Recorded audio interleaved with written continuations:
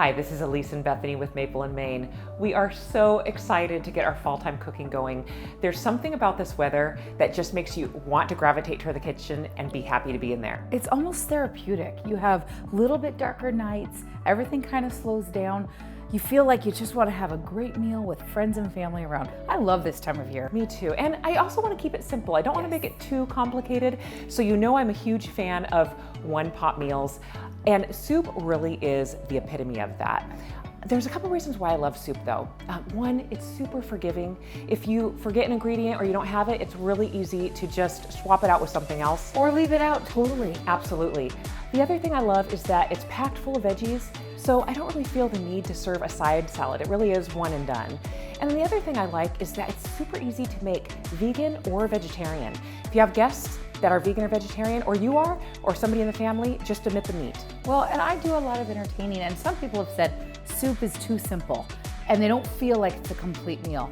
I don't agree. You add that one big loaf of bread, sliced up with some butter, you've got a generous meal. I love it. So today we're gonna make our Italian Tuscan soup. I get a lot of requests for this. It's really one of my favorites. Here are the ingredients. You've got 1 pack of sausage. In this case, we used a vegan sausage. It's field roast. You just slice them lengthwise and then you're gonna cut them down to size. You've got 1 diced onion, 2 or 3 ribs of celery, 2 to 3 carrots, and 1 bulb of fennel, all diced pretty fine. Which is really nice. And if you don't know what fennel looks like, this is what it is in the store, maybe called anise. You wanna cut off these top stalks. You chop up the bottom part here. These little fronds are really good for flavor and adding some greenery, but this is what it looks like, just so you know when you're looking for it.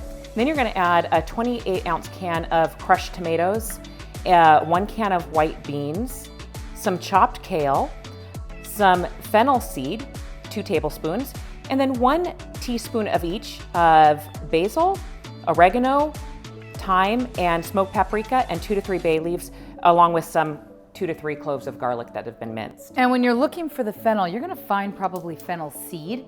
So it's not gonna be this nice fine powder. What you wanna do, use your little trusty coffee grinder, put 2 tablespoons in there or so, grind it up, and it's gonna come out really well. I think that's the ingredient you've told me don't leave out. You really don't want to leave the fennel seed out.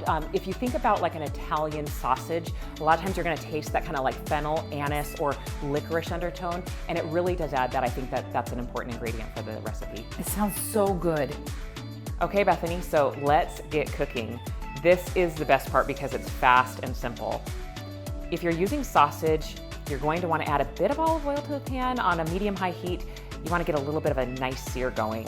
That's probably going to take about 5 or 10 minutes. Then you're going to add in all the vegetables. I do like to cook the vegetables about 6 to 8 minutes before adding the broth, so you get a little bit more flavor, but you can skip that step if you want and just add the rest of the ingredients at that point.